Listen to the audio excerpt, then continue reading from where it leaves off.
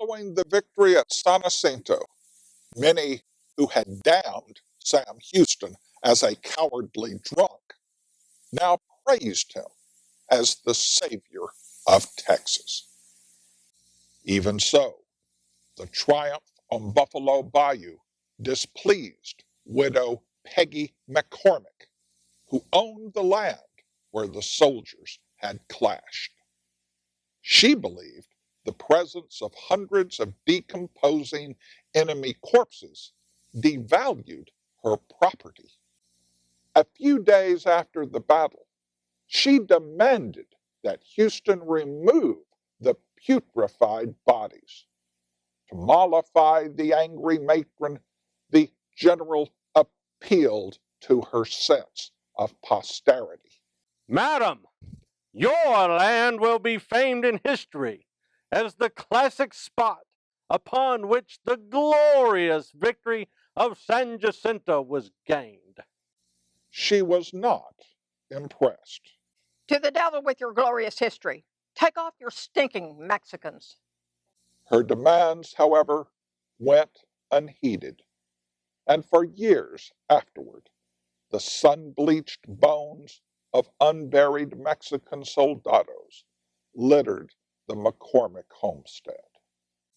Although Mrs. McCormick was less than thrilled about one result of the victory at San Jacinto, the news left most other Texians exultant.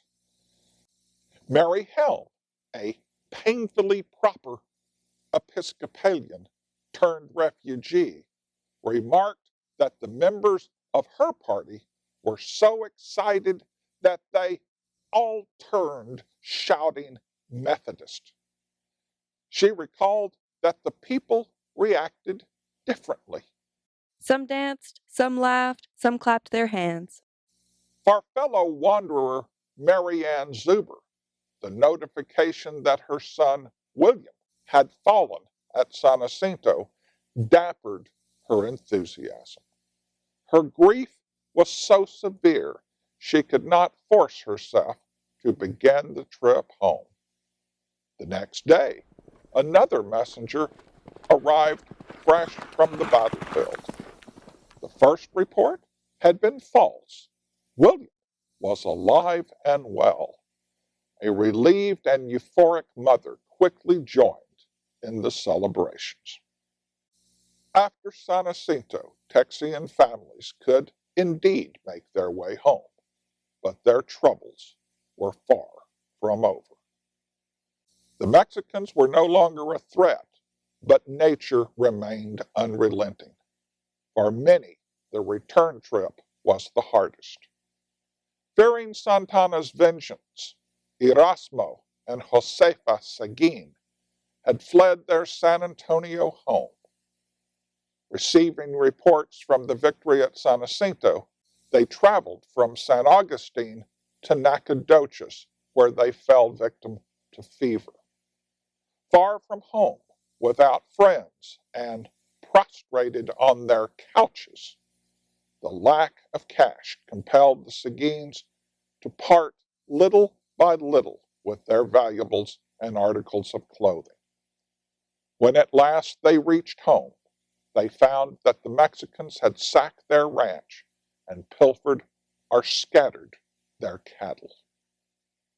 Likewise, the settlers of Gonzales returned to burned homes and ravaged fields.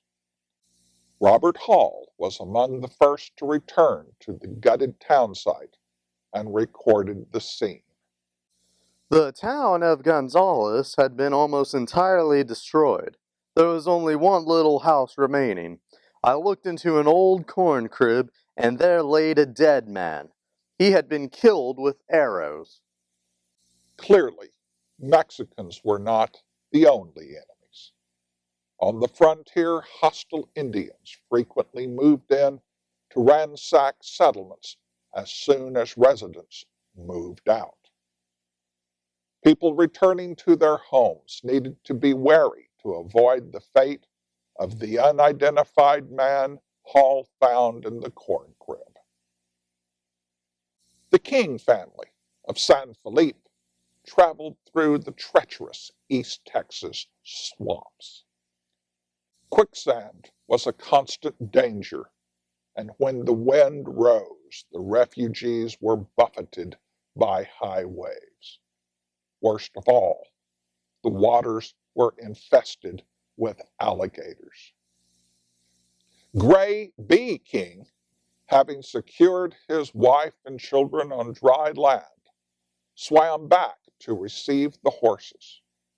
12-year-old DeLue Rose described what happened next. He had gotten nearly across when a large alligator appeared. Mrs. King saw it first above the water and screamed. The alligator struck her husband with its tail, and he went underwater. There were several men present, and they fired their guns at the animal, but it did no good. It was not in their power to rescue Mr. King. After a short stay at Harrisburg, the widow King and her 3 children moved to Galveston. Few sacrificed as much as Fanny Menifee Sutherland. With her husband George in the Army and her eldest son dead inside the Alamo, she had to fend for herself and 4 young children. She never felt abandoned, however, explaining, "The Lord supported me and was on our side. For I may boldly say the Lord fought our battles. Mr. Sutherland's horse was killed under him at San Jacinto, and the Lord preserved his life and brought him back to his family." Following a frantic search, George Sutherland finally located his wife and children among other runaway scrape refugees at the mouth of the Sabine River and took his family home. But their homecoming produced only more heartache. Like many Texas families, the Sutherlands returned to discover much of what they had left behind gone or destroyed. Retreating soldiers had burned the family warehouse and one of their residences. Texas independence cost many settlers virtually everything: homes, crops, animals, and loved ones. Nevertheless, in the wake of San Jacinto, most look forward to the future with remarkable confidence. They accepted their losses with stoic resignation and a strong sense of Christian grace. Fanny Sutherland might have spoken for them all. "If we may have peace and can have preaching, I won't care for the loss of what property is gone.